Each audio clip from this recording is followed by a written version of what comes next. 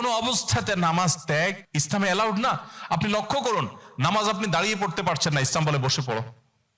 বসে পড়তে পারছেন না, আল্লাহ বলেন শুয়ে পড়ো। শুয়ে শুয়ে আপনি হাত পা নাড়াতে পারছেন না, ইসলাম আপনাকে নির্দেশ করছে মনে মনে তুমি নামাজ আদায় করো। আপনাকে ওযু করে নামাজ পড়তে হবে, ওযু করতে পারছেন না, ইসলাম বলে তুমি তায়াম্মুম করো। আপনি তায়াম্মুম করতে যদি অপারগ হন, তায়াম্মুমের ব্যবস্থা নাই, ওযুর ব্যবস্থা নাই, তাহলে যে অবস্থা আছেন সে অবস্থা আপনাকে নামাজ আদায় করতে হবে। নামাজের জন্য সতর ঢাকা ফরজ, কিন্তু এমন কোন পরিস্থিতিতে আছেন আল্লাহ মাফ করুক আপনার সতর ঢাকার ব্যবস্থা নেই, তাহলে ওই অবস্থায় আপনাকে নামাজ আদায় করতে হবে। আপনি যদি এমন কোন পরিবেশে থাকেন যেখানে আপনার পবিত্র কাপড় থাকা নামাজের জন্য পূর্ব শর্ত, অথচ আপনার কাছে পবিত্র কোনো কাপড় নাই, তো ইসলাম ওই অবস্থা আপনাকে নামাজ পড়তে বলে। কেবলার দিকে ফিরে নামাজ পড়া ফরজ, কিন্তু কেবলা কোন দিকে আপনি জানেন না, জানার কোনো উপায় নাই, কাউকে জিজ্ঞেস করেও জানার ব্যবস্থা নাই, আপনার কম্পাসেরও সার্ভিস আপনার কাছে নাই, কোনোভাবে কেবলানের উপর আপনি করতে পারছেন না। এই রকম পরিস্থিতিতে অনুমান করে এই দিকে কেবলা হতে পারে ধারণা করে সেই দিকে ফিরে নামাজ পড়তে হবে, তারপর আপনাকে নামাজ আদায় করতে হবে। ভাইরা আমার, নামাজের গুরুত্ব এত বেশি বুঝেছেন সাহাবা ইকরাম যে যুদ্ধের মধ্যে, রণাঙ্গনের মধ্যে পর্যন্ত তীর এসে লেগেছে পায়ে, কিন্তু নামাজ ছাড়েননি। ওমর রাদিয়াল্লাহু তাআলা আনহু খলিফাতুল মুসলিমিন, তিনি বলেছেন লা হাজ্জা ফিল ইসলাম লিমান তারাকা সালাহ, যে ব্যক্তি নামাজ ছেড়ে দেয়, যে ব্যক্তি নামাজ পড়ে না, এর ইসলামে কোনো অংশ নাই, সে নিজেকে মুসলিম দাবি করবার কোনো অধিকার নেই। এই জন্য ভাইরা আমার, আপনি অন্য অনেক কিছুতে ছাড় পাবেন, রোজা রাখতে পারছেন না, আল্লাহ রাব্বুল আলামিন কোরআনে কারিমে বলেছেন ওয়া আলাল্লাযীনা ইউতীকুনাহু ফিদিয়াতু তুআমু মিসকিন। কিছু মানুষ রমজানে এমন অবস্থা আছেন যে এখন রোজা রাখতে পারছেন না, তাদেরকে আল্লাহ বলেছেন ফামান কানা মিনকুম মারিদান আও আলা সাফারিন ফাইদ্দাতুম মিন আইয়ামিন উখার। কেউ যদি অসুস্থতার কারণে, সফরে থাকার কারণে রোজা রাখতে কষ্ট হয়, তাহলে সে রমজানের রোজা না রেখে এই কয়েকটা রোজা, যেগুলো সফর কিংবা অসুস্থতার কারণে, কারো জ্বর হয়েছে, অসুস্থ হয়েছেন, রোজা রাখাটা টাফ হচ্ছে, তার পানি পান করতে হবে, তাকে মেডিসিন নিতে হবে, না হলে তার বিপদ হতে পারে, এইরকম সিরিয়াস পর্যায়ে অসুস্থ হলে আল্লাহ তাআলা তার জন্য কোরআনে বিধান দিয়েছেন সে এই রোজাগুলো ভেঙে রমজানের বাইরে অন্য সময় রোজা রাখতে পারবে। আর যদি কারো রোজা রাখার ক্ষমতা একেবারে শেষ হয়ে যায়, ওয়ালাল্লাযীনা ইউতীকুনাহু ফিদিয়াতু তুআমু মিসকিন, কারো রোজা রাখার একেবারে ক্ষমতা নেই, তিনি অসুস্থ হয়ে পড়েছেন বা বার্ধক্যজনিত কষ্টে তিনি বয়সের শেষ প্রান্তে এসেছেন, রোজা রাখতে পারেন না, আর এই ব্যক্তির জন্য রোজার বিকল্প হিসাবে খাদ্য বিতরণ করতে বলা হয়েছে। মিসকিনকে, একজন মিসকিনকে একদিনের খাবার দিয়ে দিলে একটা রোজার বিকল্প হয়ে যায়।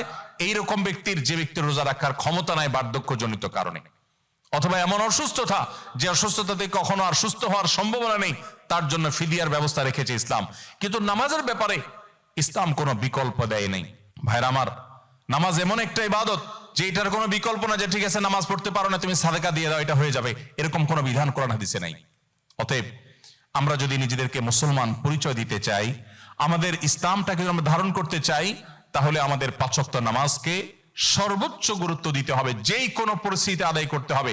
অনেক সময় হীনমন্যতা কাজ করে যে আমার এখানে কেউ মুসলমান না, আমি একা মুসলমান, একা নামাজ পড়লে সবাই তাকায় থাকবে, নামাজের কোনো আলাদা জায়গা নেই, তো তাকায় থাকবে। তাতে আমার যদি একটু হেজিটেশন হয়, আমি যদি একটু অস্বস্তিতে পড়ি, আমি যদি একটু লজ্জাস্কর পরিস্থিতিতে পড়ি, তারপরেও সেটাকে আমার মেনে নেওয়াটা আমার ইমানের দাবি। আমি জান্নাতটা আল্লাহর কাছে কোন মুখে চাইবো? অনন্তকালের সুখের ঠিকানা জান্নাত যে চাইবো, সেখানে তো আমাকে কিছু স্যাক্রিফাইস করতে হবে। এই স্যাক্রিফাইসের বিনিময় আল্লাহর কাছে আমি জান্নাত চাইতে পারি। মুসলিম ভ্রাতৃত্ব, এই মুসলিম ভ্রাতৃত্বকে আমরা অনেক মুসলিম নামাজ কালাম পড়ার পরও সেভাবে ধারণ করতে পারি না, সেভাবে আমাদের ভেতরে আমরা সেটাকে লালন করতে পারি না, যেটা আমাদের অনেক বড় একটা ল্যাকিংস বা দুর্বলতা। অ্যাজ এ মুসলমান, আমরা গোটা পৃথিবীর সমস্ত মুসলমানদের সুখে সুখী হওয়া, গোটা বিশ্বের সমস্ত মুসলমানদের কষ্টে কষ্ট অনুভব করাটা আমাদের নৈতিক দায়িত্ব। দুর্ভাগ্য আমাদের, গোটা বিশ্বের অন্য ভাষাভাষী মুসলিম তো পরের কথা, আমার স্বদেশী, আমার ভাষার যে সমস্ত মুসলিমেরা আছেন, তাদেরকে পর্যন্ত অনেক সময় আমরা আপন করতে পারি না, বা তাদেরকে ভাই হিসাবে আমরা ট্রিট বা জ্ঞান করতে পারি না। যে হাদিসটা আমি পাঠ করেছি, সে হাদিসে এই ইসলামী বা মুসলিম ভ্রাতৃত্বকে আরো বড় আকারে, বড় অ্যাঙ্গেলে দেখানো হয়েছে। নবী করিম সাল্লাল্লাহু আলাইহি সাল্লাম থেকে সে হাদিসটি বর্ণনা করেছেন ইমাম মুসলিম রাহিমাহুল্লাহ, যেটা বর্ণনাকারী সাহাবী ছিলেন নোমান ইবনে বাশির রাদিয়াল্লাহু তাআলা আনহু তিনি বলেন, নবী করিম সাল্লাল্লাহু আলাইহি ওয়াসাল্লাম ইরশাদ করেছেন, মাসালুল মুমিনিনা ফি তাওয়াদ্দিহিম ওয়া তারাহুমিহিম ওয়া তাআতুফিহিম মাসালুল জাসাদ।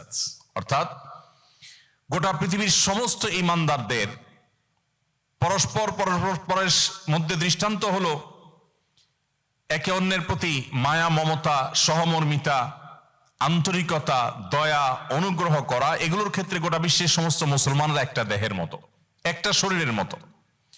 ইদাশতাকা মিনহু উযওয়ান তাদাআ লাহু সাইরুল জাসাদি বিল সাহরি ওয়াল হুম্মা। একটা শরীর বা একটা দেহের যেরকম কোন একটা অঙ্গ যদি অসুস্থ হয় তাহলে পুরো শরীর সেটাকে অনুভব করে। কারোর যদি পায়ে আঘাতপ্রাপ্ত হন পুরো শরীর জ্বর হয়ে যায়, পুরো শরীরে জ্বর এসে যায়। কারোর যদি হাত ভেঙে যায় গোটা শরীর কষ্ট অনুভব করে। যদি কারোর শরীরে কোনো অসুস্থতা দেখা দেয় সে অসুস্থতার কারণে শুধুমাত্র সেই অঙ্গ নির্ঘুম থাকে না, পুরো শরীর নির্ঘুম থেকে যায়। নবী করিম সাল্লাল্লাহু আলাইহি সাল্লামের এই ঐতিহাসিক হাদিস আমাদেরকে বিশাল বড় একটা দায়িত্ববোধের কথা স্মরণ করিয়ে দেয়। আর সেটি হলো গোটা পৃথিবীর যে কোনো প্রান্তে কোনো মুসলিম কষ্টে নিপতিত হবে সে কষ্ট আমার মধ্যে অনুভব হতে হবে। পৃথিবীর যে কোনো প্রান্তে মুসলিম যখন ভালো কোনো অ্যাচিভ করবে, অর্জন করবে, সেটাকে আমার খুশির কারণ হিসাবে ধারণ করতে হবে।